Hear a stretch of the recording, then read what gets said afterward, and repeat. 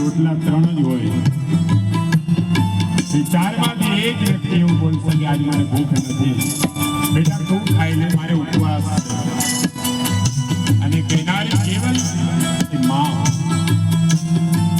જેવું દુનિયામાં કોઈ થયું નથી ને થશે પણ નહીં.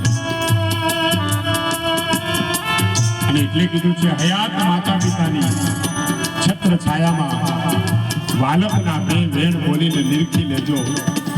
પછી હોઠ અડધા પીડાઈ ગયા પછી મુખમાં ગંગાજળ મૂકીને શું કરશો?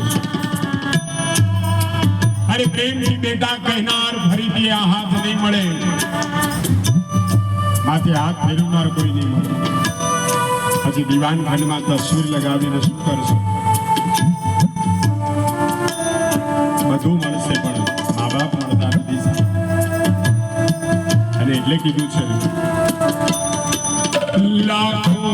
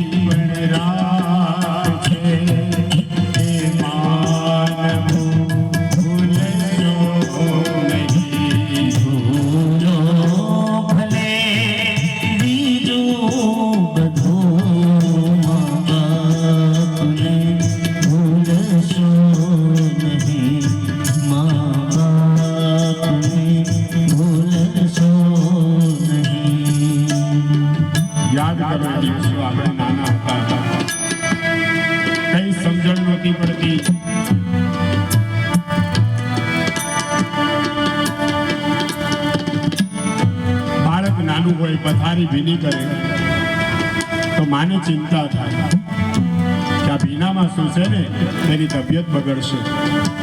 પોતે ભીનામાં સૂઈ જાય અને બાળકને સૂકામાં સુવડાવે.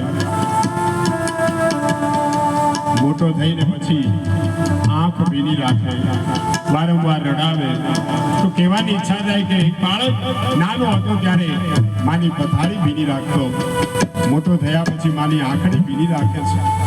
અરે વિનાશમાં રાખવાની ટેવ પડી છે.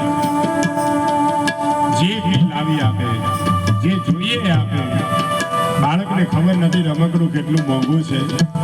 બાપ વિચાર કરે કે ભલે મેં સુખ ન ભોગ્યું પણ દીકરો મારો હંમેશા સુખી થાય, કોઈ પાસે માગવું ન પડે. અને એના માટે એક વાળી કરે, દોઢી કરે, ડબલ પારી કરે. અરે એમ કરતા પૂરું ન થાય તો 2 નંબરનો ધંધો કરવા તૈયાર થાય. કોના માટે? એ બાળકને. અને મોટો થઈને પછી મા બાપને રડાવે. ધિક્કાર છે સંતાનો. અને એટલે કીધું છે